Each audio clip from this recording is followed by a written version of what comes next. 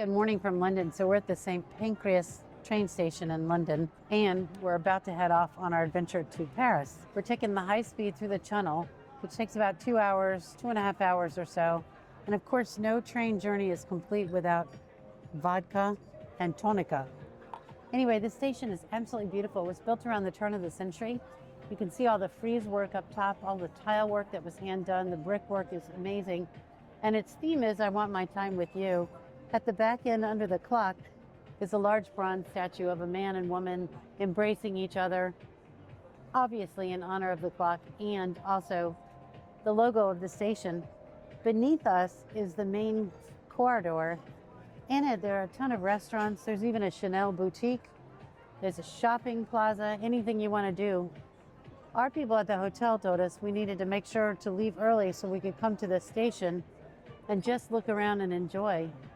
But we'll be on the high-speed train, which I absolutely love traveling throughout Europe. It's the best way to travel. Travel in style, have a little meal, and of course some cocktails on our way to Paris.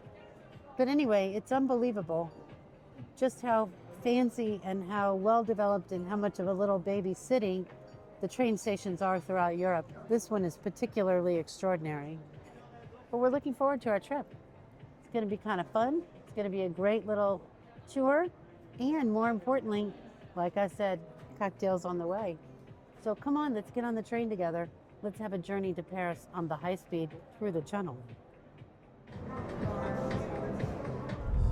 Okay, here we are in the northern France. We came out of the Chunnel.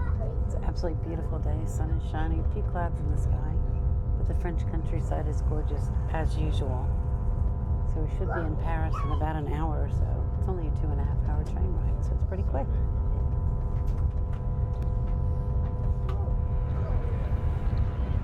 Good morning, bon matin, and welcome to Paris.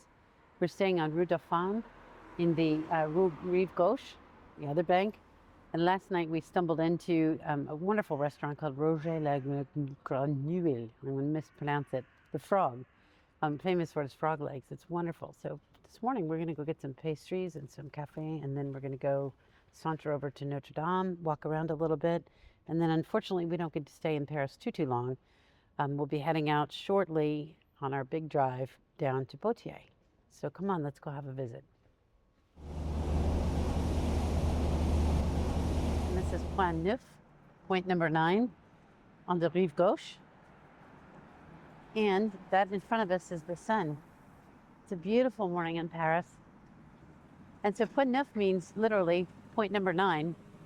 And what we're going to do is wander over to Notre Dame and check out the progress on the construction. But I also wanted to point out that on this side of the river, one of the best museums, in my opinion, in Paris is the Musée d'Orsay, D''Orsay. It's not nearly as large as the Louvre, obviously, which is on the other side of the river from us, but it's full of wonderful treasures. It's a lot of modern art, a lot of more contemporary type stuff, but it's really, really fantastic, and it's definitely worth a walk over from the Louvre. This is the beautiful Seine River. Like I said, it's a gorgeous day in Paris. Usually on the weekends, they'll be full of, on the other side, artists and painters and all kinds of things. And of course, the gypsies. So you always have to mind for the gypsies because they have great little scams in how to get your money from you. So you always have to be careful, just like any other city. But boy, it's beautiful, and it's a perfect, perfect morning. I can't wait to keep walking.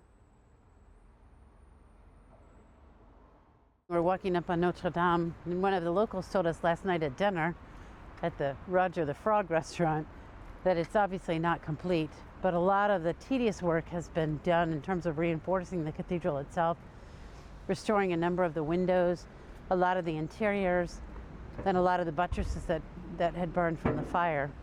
It's magnificent, and it's much, much better shape than when we saw it when we were here in December, about 9-10 months ago. The whole facade at that time was still wrapped up in scaffolding, and they were still working on it, but oh my God, is it stunning.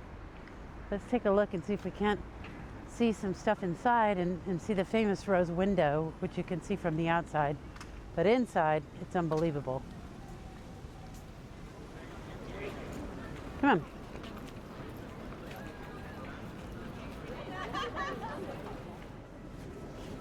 Unbelievable. So beautiful.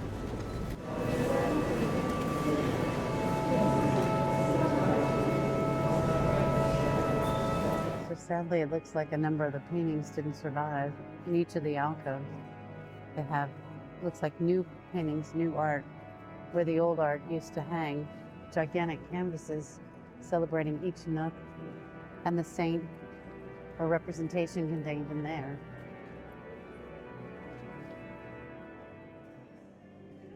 Here's the patron saint of unity is what they've labeled him.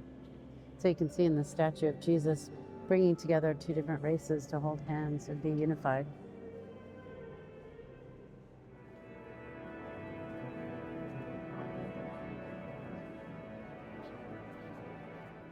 Well, as a sign of the times, there are credit card and debit machines at each candle outlet. So when you come to give a token and pay homage, you can use your credit card. Visa, MasterCard, and American Express accept it.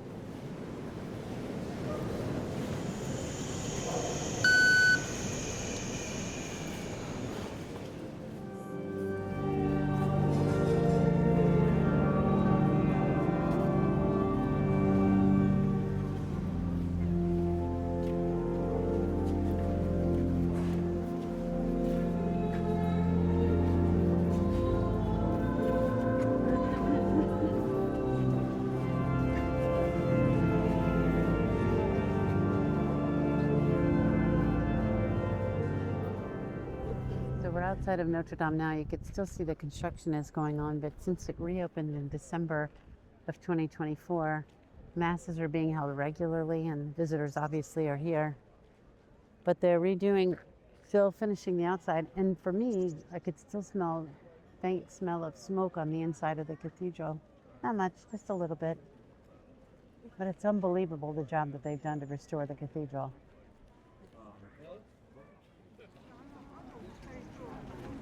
This is the intricate statue of Charlemagne outside Notre Dame, and I wanted to show it to you because it's just amazing. And you can almost see like everything flowing in the wind as he's marching forward to conquer the new world. But the workmanship is just unbelievably beautiful. So in Paris, on one of the bridges over the Seine, lovers would come and lock locks onto the bridge to demonstrate their love. Apparently they've moved that over here to Notre Dame on the fence just outside of the cathedral. It's kind of cool, but apparently the people in Paris got mad at the bridge locks and ended up cutting them off, so I'm guessing the same fate will happen here at Notre Dame, but it's really beautiful. And of course we can hear the bells.